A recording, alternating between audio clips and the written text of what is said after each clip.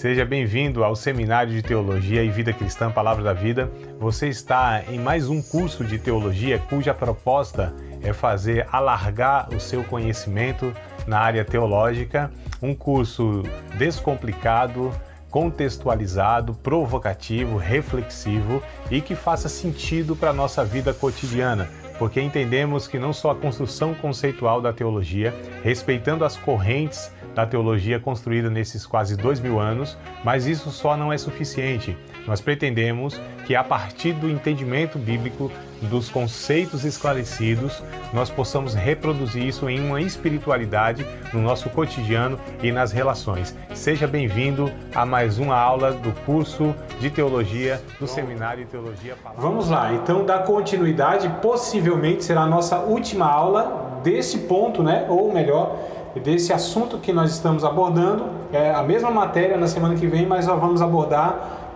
aí outro tema, tá bom? Mas é a mesma matéria. Estamos aqui falando sobre salvação, né? Então hoje eu quero dar continuidade e falar para vocês a respeito da salvação, e eu fiz aqui duas perguntas, né? Nós somos salvos do que e para quê, né? Então, do que nós fomos salvos e qual a finalidade dessa salvação, né? Existe um porquê da salvação e um para quê da salvação, tá? E aí a gente vai tentar discutir isso aí hoje. Gabrielzinho, meu amado, coisa boa, já entrou aí. E... opa, é que eu acho que foram duas conexões aqui. Mas enfim, vamos lá, enquanto os demais vão chegando aí. Queridos, nós vamos falar então sobre a salvação, né? Nós somos salvos do que, por que a necessidade da salvação. E pontuando também, e aí vocês fiquem à vontade para fazer suas anotações, até mesmo para fazerem a pergunta, né, depois da aula. A gente está à disposição aí no grupo do WhatsApp de estudo. Ao longo da semana aí vocês têm lá o canalzinho, né, para estar lá fazendo as perguntas. Bergson, Gabriel e companhia, então bem-vindos aí. Bora lá, já pegando Bíblia, caneta e caderno para anotar tudo aí. Primeiro, amados, precisamos entender que nós não só fomos salvos daquilo que nós praticávamos, que é o pecado, né? Nós não fomos salvos apenas, tá certo? Da prática do pecado. Nós fomos salvos ou somos salvos, né? E seremos salvos, porque a salvação ela abrange aí. Se vocês quiserem fechar o microfonezinho aí, eu acho que está dando eco porque tem dois um próximo do outro. Deve ser Gabriel, deve ser você que está com duas câmeras, eu acho. Isso aí, já deu uma melhorada. Que está dando eco em algum lugar aí, né? E só fechar o áudiozinho, dá uma melhorada. Foi agora? Tranquilo? Tá bom aí para vocês? Tá? Então vamos lá. Nós fomos salvos não só por aquilo que praticávamos, tá? Tá eco aí para vocês? Gabrielzinho, tá. Irmã Sandra, se quiser fechar o áudio aí, eu acho que dá uma melhorada, tá? Se vocês puderem fechar o áudio. Isso, obrigado, Gabriel. E irmã Sandra também, se quiser conseguir aí só aquele microfonezinho lá. Isso, coisa boa. Vocês são assim obedientes demais. Isso vocês sabem que é um ponto a mais, né? O comportamento na sala de aula conta o ponto aí no final, né? Se comportar mal, a gente manda bilhete para a mãe também. Tem essa aí, viu? Que aqui é jogo duro. Então vamos lá. Nós fomos salvos de uma natureza que herdamos de Adão. Então eu não fui apenas salvo daquilo que eu praticava, e sim daquilo que eu era, tá certo? Ou seja, um pecador, né? Eu sou um pecador. Eu sou um pecador por causa de uma natureza herdada de Adão. Eu não sou pecador porque lá quando eu era menino fui pecando, até chegar um estado de consciência, eu já tinha um acúmulo de pecado e fui pecando, a me tornar um pecador. Não, né? Nós não pecamos para nos tornarmos pecadores. Nós pecamos porque somos pecadores. E é desse ser pecador que fomos salvos. Tá? É por isso que houve a necessidade de gerar em nós uma outra natureza, que é a natureza, a gente chama de uma nova natureza, o novo nascimento, né? A regeneração. Então a gente precisa entender isso. Nós fomos salvos não do que fazíamos apenas, mas do que éramos apenas.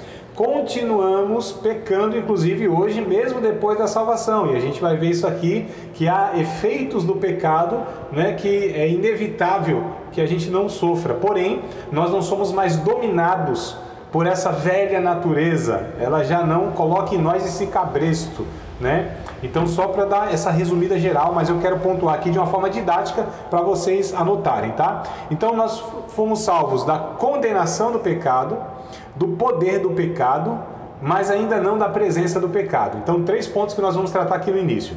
Nós fomos salvos da condenação do pecado. Nós fomos salvos do poder do pecado. E estamos sendo salvos dessa presença do pecado, tá bom? Então, da condenação, nós somos salvos da condenação chamada eterna. Então, eu não sou mais hoje, tá certo? Se eu morrer hoje, né? Se eu descer à sepultura, a gente entende que nós já somos salvos. Então eu não tenho mais o temor da eternidade, da morte eterna e da eternidade sem Deus. Essa paura, esse medo já não me aflige, né? Já não cerca mais a minha alma. Eu tenho a paz com Deus, eu tenho a convicção de que sou salvo. Tem alguns irmãos, né, não entendendo essa garantia, essa promessa, essa realidade bíblica, eles ficam muitas vezes em crise. Será que eu sou salvo? Será que eu não sou salvo? Aceitamos a Cristo, somos nascidos de novo, somos salvos. Ponto final, né? A maturidade, o processo de santificação, isso é relativo na vida de cada um. Isso é algo que é um processo. Aliás, na vida de todos é um processo, tá? Então eu posso até não ter vencido algumas dificuldades na minha vida, mas isso não quer dizer que eu não sou salvo. Porque a salvação depende de Cristo Jesus. Se eu estou em Cristo Jesus, eu sou salvo. Nós podemos afirmar 2 coisas, biblicamente: que somos salvos e que participamos já da vida eterna. E aí 2 textos bíblicos para vocês anotarem. 1 aos Coríntios, capítulo de número 1, versículo de número 18, tá? Paulo, ele vai dizer: nós que somos salvos, né?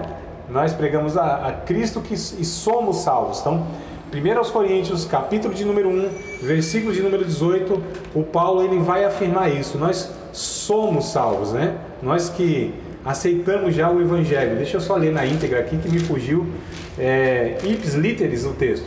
Porque a palavra da cruz é loucura para os que perecem, mas para nós que somos salvos é o poder de Deus. Então nós somos salvos, né?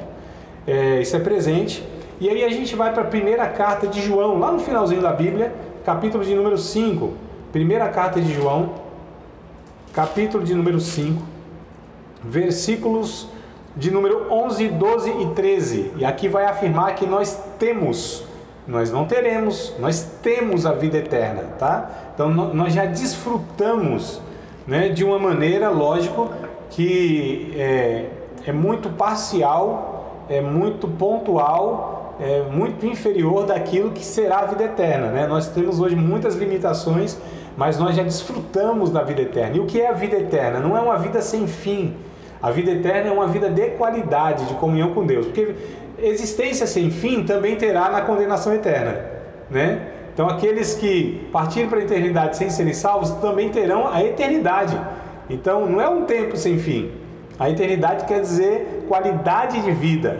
E a qualidade de vida, a gente fala de um relacionamento de comunhão intensa, estreita e plena com o Criador, com o próprio Deus. Não é para onde vamos, não é numa condição de longevidade, né, de existência. Então isso aí não faz diferença não. Eu brinco, né, já brinquei com vocês, eu acho, nisso, mas vou falar de novo. Eu acho que eu já falei com vocês. Se Jesus me convidasse hoje, falasse: André, vamos comigo para o inferno, eu falei: Jesus, demorou, bora nós dois juntos, né? Porque se Jesus chegar no inferno, expulsa o diabo, apaga o fogo, aquilo vira o céu.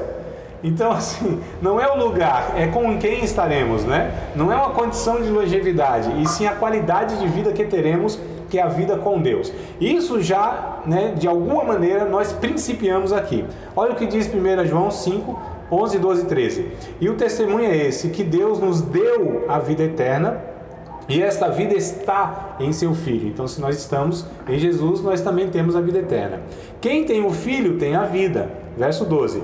Quem não tem o Filho de Deus não tem a vida. Verso 13. Estas coisas vos escrevi para que saibais que tendes a vida eterna e para que creais no nome do Filho de Deus. Então, duas coisas nós podemos afirmar: somos salvos e temos a vida eterna, tá certo?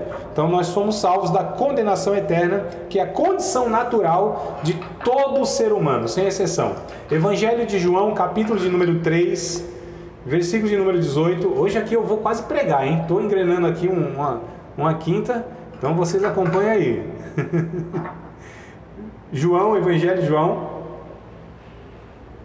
capítulo de número 3, a condição, tá? Estou me referindo aqui à condição de todo ser humano. Todo ser humano, ele tem essa condição, sendo judeu ou gentil, né? A Bíblia vai afirmar que todo aquele que não tem o Filho, que não tem Cristo, ele já está condenado, não é nem que ele vai ser, ele já está. Então é a condição natural de todo ser humano, tá bom? Diz assim o texto, ó. Então, Evangelho de João, capítulo 3, verso de número 18. Quem crê nele, em Jesus, não é condenado, mas quem não crê já está condenado, porquanto não crê no nome do unigênito Filho de Deus. Então a condição de todo ser humano sem Cristo é condenado, é o réu já condenado, né? A gente precisa entender essa realidade. Romanos capítulo 3, verso 23. Eu estou pensando o texto aqui, mas dentro de um contexto, tá bom? Então vocês fiquem tranquilos aí que eu estou pensando esses textos, texto-chave, né, que a gente chama, mas dentro de um contexto que dá apoio, né, a essa afirmação direta. Romanos 3 e 23. Porque todos, sem exceção, hein, todos pecaram e destituídos estão da glória de Deus. Então a condição natural do ser humano é essa. A condição... Valdir, eu acho que tem algum barulho aí, varão. Se você puder dar uma fechada no áudio... Valdirzão, tem, isso é o grupo infantil que está lá, os Cordeirinhos de Jesus, está lá no Valdir. Obrigado, Valdir, mas está acompanhando a gente aí agora que... Isso, varão, bora lá. Então, melhorou aí, né? Então, tranquilo, irmão, só para pontuar rapidinho, tá? Tem tantos outros textos mais na Bíblia, mas eu acho que 2 ou 3 aqui já dá para a gente entender, né? Estou pegando, como eu disse, dentro de um contexto, então não são textos isolados que fora do contexto tem outro sentido, não. Peguei texto-chave aqui, tá? Então somos salvos da condenação do pecado, somos salvos do poder do pecado. Então, esse poder do pecado, Romanos capítulo 6, verso 14, a gente já está em Romanos, só umas 2 folheadas aí para frente, capítulo 6, verso 14, vai nos falar algo interessante. Diz assim, ó, Romanos 6 e 14. Porque o pecado não terá domínio sobre vós, pois não estáis debaixo da lei, mas debaixo da graça. Então, quando nós somos alcançados por Cristo, nós somos salvos do poder, do domínio, do cabresto, das rédeas do pecado, né? Do ferrão do pecado, tá certo? Não estamos mais ferrados, como diz aí, né? A teologia refinada. Então, o ferrão do pecado, aquele aguilhão que marca o boi, já não marca mais, já não tem mais em nossa vida esse poder. Me lembrei até de um texto agora, em 1 aos Coríntios, capítulo de número 15, versículo de número 51 ao 58, tá, irmãos? Então, 1 aos Coríntios 15, verso 51 ao 58, diz assim, eita, agora esqueci aqui o 51, né? Vamos lá, tá. Eis que vos digo o mistério, nem todos dormiremos, mas todos seremos transformados, no momento, no abrir e fechar de olhos, ante a última trombeta, porque a trombeta soará e os mortos ressuscitarão. Olha só, né? Diz que nós, todos nós, ressuscitaremos no momento, no abrir e fechar de olhos, ante a última trombeta, porque a trombeta soará e os mortos ressuscitarão incorruptíveis. Olha que coisa interessante, né? E nós seremos transformados, ou seja, nós os vivos. Porque convém que isso que é corruptível se transforme na incorruptibilidade, isso que é mortal se revista da imortalidade, e quando isso que é corruptível se revestir da incorruptibilidade, e quando isso que é mortal se revestir da imortalidade, então cumprir-se-á a palavra que está escrita: tragada foi a morte na vitória. Onde está a morte? O teu aguilhão. Onde está o inferno? A tua vitória. Porque a força do pecado é a lei, mas graças a Deus que nos dá a vitória por Cristo Jesus. Olha que coisa interessante, irmão. Por Cristo Jesus nós temos a vitória. Portanto, meus amados irmãos, sede firmes e constantes, sempre abundantes na obra do Senhor. Percebo que o texto do triunfo sobre a morte se dará no arrebatamento, onde nós seremos transformados, por completo, onde esse corpo que é sujeito à corrupção, à deteriorização, esse corpo que ainda está sujeito à morte, será revestido, será chupado, sugado pela vida, E aí não tem mais nenhuma consequência da morte, enfermidades, fadiga, dificuldades físicas, psicológicas, que nós bem sabemos, E cada ano que passa a gente vai tendo a certeza disso, Tem alguns jovenzinhos aqui na tela, aqui, que ainda não está sofrendo essas coisas não. Vai demorar um bocado de tempo, espero que demore muito tempo. Mas alguns de nós, assim, que é da década de 70 para baixo,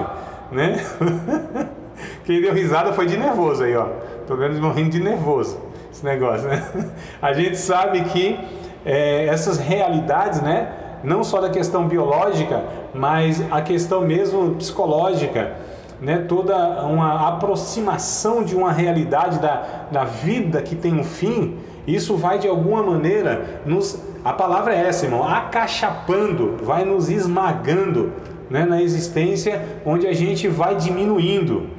Olha que coisa interessante, tem uns que vão até se curvando fisicamente, Essa é uma consequência aí da velhice chegando, fora os cabelos brancos e tal, aquela coisa toda, enfermidades, enfim, leia depois Eclesiastes capítulo 12, você vai ver a degeneração física e biológica e psicológica do ser humano. Então, quando se lê Eclesiastes capítulo 12, ali a gente entra num desespero, Por isso que esse livro aí é perigoso, é o livro mais mal-humorado da Bíblia, é o livro onde mostra uma realidade nua e crua, mas a gente percebe que a nossa esperança, ela está em Cristo Jesus, Então a gente já não teme mais esse poder do pecado, nós não somos mais dominados pelo pecado. Coisa boa, Douglas está chegando aqui também, Então nós não somos mais dominados. Queridos, o grande problema do ser humano é justamente esse, Um dos grandes problemas, um dos principais problemas, é que o pecado o domina, é que ele não tem outra possibilidade. Douglas de Deus, varão, bem-vindo, e fecha o microfonezinho por gentileza, meu amado. Isso, aí, meu irmão, deu o ar da graça, Isso, coisa boa. Então, queridos, esse poder que domina, porque o homem sem Cristo, ele não pode fazer outra coisa a não ser pecar. Nós não esperamos, do não cristão, do não regenerado, que ele faça a coisa certa. É natural que ele faça a coisa errada. Quando faz a coisa certa, nós assim nos admiramos. Quando tem alguém que não é discípulo de Cristo, mas é honesto, é ético, é generoso, é misericordioso, é empático, é bondoso, perdoa, não é egoísta, então a gente vê e se maravilha, fala, nossa, olha só, algumas características de gente que serve a Deus estão em pessoas que não servem a Deus. Aí fala, André, como que isso é possível? Isso é possível pela graça comum. Existe a graça especial, que é aquela que nos alcança e nos revela Cristo e transforma a nossa vida. E existe a graça comum, que é um empréstimo de Deus à humanidade, no mínimo para ela se manter viva e ser alcançada por Deus. Não é certo? Porque imagina só, o Adão lá pecou, e se Deus arranca toda a imagem, toda a semelhança de Deus no homem, foi distorcida, foi desconfigurada essa imagem e semelhança, mas não foi arrancada de todo. Então tudo que o homem produz de bom, de belo, de ético, tá certo? Isso é porque Deus emprestou, Deus deixou essa graça comum para que o ser humano no mínimo tivesse condição de continuar uma existência para ser resgatado nela. Então a gente precisa entender essas questões, que a salvação, ela não vem pela ética, pela moral, ela não vem pela religião, pelos bons costumes, pelos comportamentos corretos, não vem pelas obras. A salvação vem pelo um ato unilateral de Deus que nós chamamos de graça, mas essa graça especial, né? A graça comum, é isso que nós estamos falando aqui. Então, fomos salvos da condenação do pecado, do poder do pecado, porém, existe a nossa dificuldade, o nosso conflito, nós salvos, nós cristãos, que ainda sofremos esses efeitos, né, do pecado, mesmo após a regeneração, pois continua havendo essa tensão entre as duas naturezas existentes no salvo, a saber, a velha e a nova natureza. Gálatas capítulo de número 5, verso de número 16 e o verso de número 17. Eu acho que até alguns desses textos nós lemos ao decorrer dessas aulas, mas agora estou pegando mais pontualmente. Então, Gálatas capítulo de número 5, versículo de número 16 e o versículo de número 17, Paulo vai nos mostrar essa tensão. É por isso, amados, da nossa angústia. É por isso que muitas vezes a gente, quanto mais se aproxima da santidade de Deus, quanto mais cheios do Espírito Santo nós somos, mais conflitos, mais angústias nós teremos por uma realidade que ainda nos afeta, tá? Que é a realidade desse mundo caído, desse mundo injusto e também daquilo que encontramos em nós, que são as nossas próprias misérias. Então, quanto mais próximo de Deus, mais temos a convicção de miserável homens que somos, pessoas que somos. Quanto mais próximos de Deus, quanto mais buscamos essa comunhão com Deus, mais este mundo nos angustia, mais a gente fica inadequado, sabe, desajustado. Tem gente que já se amodelou esse mundo, né? Tá de boa, aqui tá bom demais. Fala, nossa Jesus, não precisa nem vir agora não, que agora tá bom. Tem alguma coisa errada, né? Tem alguma coisa muito errada, porque quanto mais a gente se aproxima de Deus, mais este mundo fica sendo assim para nós algo impróprio. O Russell Shedd, né, alguns de vocês acredito que já ouviram falar, ou se não todos, um dos maiores homens de Deus que já passou pela nossa nação, faleceu há pouco tempo aí, 3, 4 anos, se não me falha a memória, 3, 4 anos mais ou menos. Russell Shedd nos serviu aqui como missionário, né, por mais de 70 anos. Então, olha só, um homem de Deus, mais de 70 anos aqui no Brasil, nos ensinando, falando do Evangelho, e ele faleceu há 3, 4 anos atrás. E uma das frases que ele falou em uma entrevista, né, logo no finalzinho da sua enfermidade, contraiu um câncer, ele falou assim, que ele estava desmamando deste mundo. Olha que coisa interessante. Ele falou assim que ele estava se sentindo muito bem, apesar da enfermidade, do câncer, das dores, né? Mas ele estava como se desmamando desse mundo, saindo daqui e indo para de fato para onde a alma dele ansiava, né? Que é a presença de Deus. Ou seja, esse mundo era uma aflição para o nosso irmão Russell Shedd, deve ser para nós também.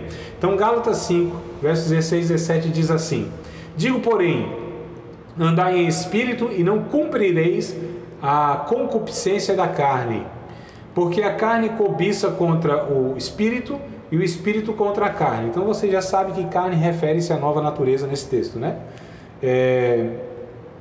E estes opõem-se um ao outro para que não façais o que quereis. Paulo, ele vai então falar sobre a realidade dessas duas naturezas que são conflitantes em nós. Essa guerra contínua, tá certo? Para o resto da vida que nós teremos diariamente, todos os dias. Tem hora que isso é mais acentuado, onde aflora, onde aparece mais em nós, quando nós nos iramos, quando nós somos egoístas, quando nós deixamos de orar pelas outras pessoas, quando nós deixamos de desejar aquilo que Deus propõe para nós como um estilo de vida, né? E a gente inclusive vai falar também sobre essas questões aqui, sobre a proposta de vida que a gente deve ter. Então a gente percebe que essa presença do pecado, os efeitos do pecado, as consequências, as sequelas do pecado ainda nos atingem. Nós ainda praticamos, como eu disse, o pecado, porém já não temos mais prazer no pecado. não nos alegramos mais no pecado. Quando nós pecamos, há uma angústia, há uma tristeza, há um desespero em nossa alma, porque desagradamos e ofendemos o nosso Senhor e o Espírito da graça que habita em nós. Quando a gente comete algo, irmãos, que é ofensivo a Deus, e a gente não sente essa tristeza, é sinal que nós estamos muito fracos espiritualmente.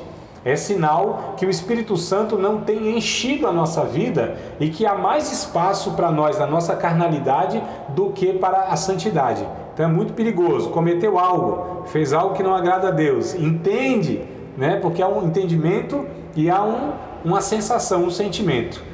A gente tem que juntar aquilo que nós entendemos da palavra com aquilo que habita, né? Aquele sentimento que habita a nossa vida, que é esse desejo de servir a Deus, de fazer a vontade de Deus. Então não é só entendimento. A gente precisa ter o entendimento correto, mas o sentimento correto. A gente vai ver essa questão aqui. Tudo bem? Somos salvos para uma nova vida. Então, somos salvos do quê? Da condenação do pecado, do poder do pecado, mas ainda não da presença do pecado. E para que somos salvos? É a segunda pergunta, né, que eu fiz aqui e pretendo respondê-la. Nós somos salvos para quê? Qual é a finalidade da salvação? Bom, a finalidade da salvação é nos trazer de novo ao propósito original de Deus lá na criação. Qual era? Que o homem vivesse para o glorificar, que o homem vivesse para a glória de Deus, que o homem vivesse e entendesse que a finalidade da sua existência era glorificar a Deus. Isso fica muito genérico. Vivo para a glória de Deus. A gente precisa trocar esse miúdos. A gente precisa falar, né, mais adequadamente. Claro que eu não tenho condição de falar aqui, porque a proposta aqui ela é mais teológica, mas no discipulado a gente precisa exemplificar isso, né, de uma maneira mais detalhada, tá? Mas só para colocar aqui nos pontos mais teológicos. Então nós somos salvos para uma nova proposta de vida que leve em consideração a vontade de Deus como sendo a única correta. Então, Romanos, capítulo de número 12, versículo de número 1 e versículo de número 2. Romanos, capítulo de número 12, verso 1 e verso 2. Nós somos salvos para uma nova proposta de vida que leva em consideração a vontade de Deus como sendo a única correta. Nós chamamos isso na teologia, amados, tá? Só para colocar vocês em contato com os termos, né, teológicos, de teleologia. Teleologia, tá? O termo telos quer dizer finalidade, propósito. Tá? Então o estudo da teleologia é o propósito, a finalidade das coisas criadas.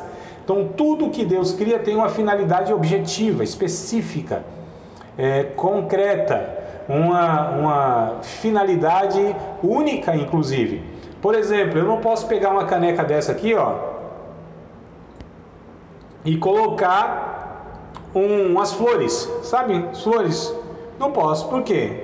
Até que alguns põem, né? Pega aí um copo, né? A gente faz gambiarra em tudo na vida, não é, irmão? Então nós somos o povo da gambiarra. O brasileiro faz gambiarra em tudo. Se faz gambiarra com isso aqui, imagina com a vida, com a ética, com a moral. Então a gente já sabe que o negócio é complicado do nosso lado, né? Então ficaria aqui, ó, até serviria, a água aqui iria alimentar a plantazinha? Iria. Mas essa caneca foi feita para isso? Não foi. Esteticamente ia ficar feio. Porque é uma caneca, não é um vaso para a planta. Então, esteticamente ia ficar feio e eticamente ia ficar errado. Tá certo? Só para tentar exemplificar aqui a finalidade das coisas. Quando eu pego um alicate, por exemplo, e vou tentar bater um prego, né, irmãos? Quando eu pego uma chave de fenda e coloco assim, ó, no vidro do carro, para o vidro não descer. Quando eu pego um tijolo, tá certo? Coloco debaixo do estrado da cama para ela não cair. Olha aí, alguém identificando aí. Essas coisas são gambiarras. Isso, o que está demonstrando? Que a gente vai dando um jeitinho nas coisas e vai ficando feio, vai ficando inadequado. São coisas provisórias e antiéticas, né? Esteticamente feio e antiética, ou seja, erradas. Eu só estou dando esses exemplos que nós conhecemos muito bem e tantos outros mais, né, como nós somos conhecidos, o povo do jeitinho, só para falar que tudo tem uma finalidade específica. E qual é a finalidade do ser humano? Isaías 43, verso 7, eu nem sei se eu anotei aqui, acho que eu não anotei não, aqui para vocês, mas vem na memória agora. Isaías 43, 7 vai dizer, Deus vai dizer, né, através do profeta, eu os formei, eu os criei para, olha aqui o termo, para quer dizer finalidade, né? Para a minha glória. Então, o ser humano foi criado para a glória de Deus, né? Aqui em uma análise última, tá certo? Mas vamos trocar isso aqui por alguns textos bíblicos mais explicativos. Romanos capítulo 12, versículos de número 2, 1 e 2, vai dizer o seguinte, Paulo, ele vai falar para aqueles irmãos em Roma, rogo-vos, pois, irmãos, pela compaixão de Deus, que apresentei os vossos corpos, né? Corpos em sacrifício vivo, santo e agradável a Deus, que é o vosso culto racional. E não vos amoldeleis, né? Não vos conformeis, não tome a forma, tá certo? Deste mundo, mas transformai-vos pela renovação do vosso entendimento, para que experimenteis qual seja a boa, agradável e a perfeita vontade de Deus. Então Paulo diz, não se amodele, não se conforme, não tome a forma deste mundo. Para vocês experimentarem a vontade de Deus, vocês precisam ter uma mente renovada, uma vida de sacrifício vivo, não é? Não são aqueles animais mortos. A vida vivida na vida cotidiana deve ser uma vida em Cristo, que agora vive não moldado pelos parâmetros, pela ética, pela moral, pelos valores, pelos princípios que este mundo apresenta, e a gente sabe que este mundo vai apresentando nas suas épocas éticas diferentes, valores e princípios diferentes. Então nós já tivemos, por exemplo, a escravidão como sendo legal e era um valor da sociedade. Nós já tivemos na Roma antiga a pedofilia como sendo autorizada, né? A homossexualidade quase como sendo padrão.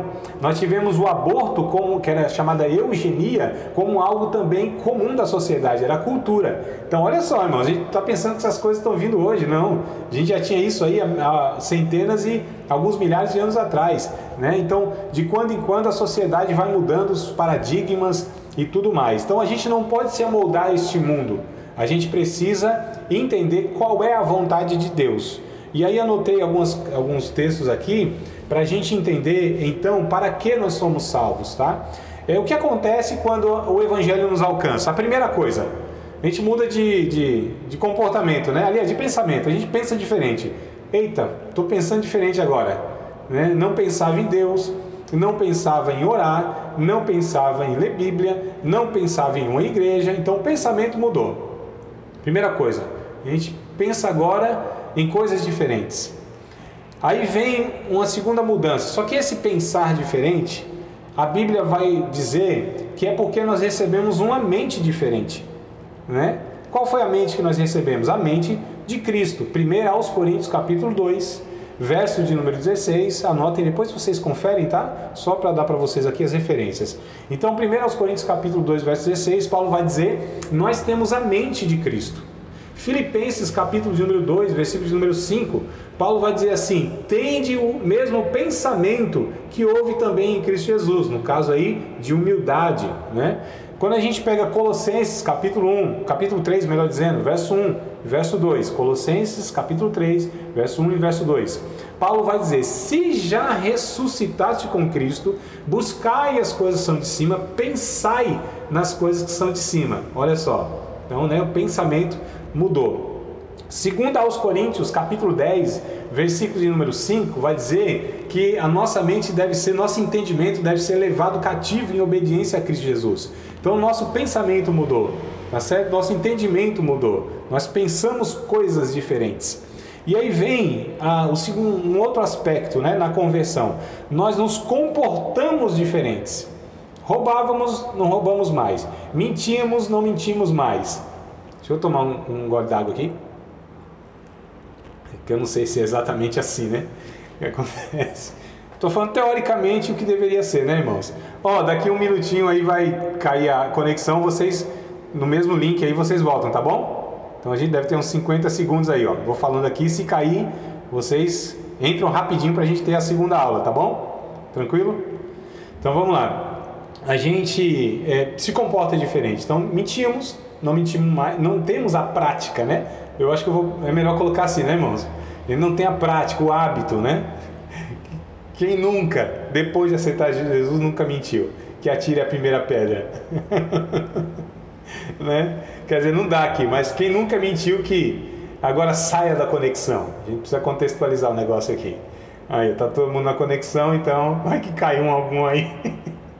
Vamos lá. Então, mentimos, não mentimos mais. Roubávamos, não roubamos mais. Traímos, né? Éramos promíscuos, não somos mais. Enfim, o comportamento mudou. E aí,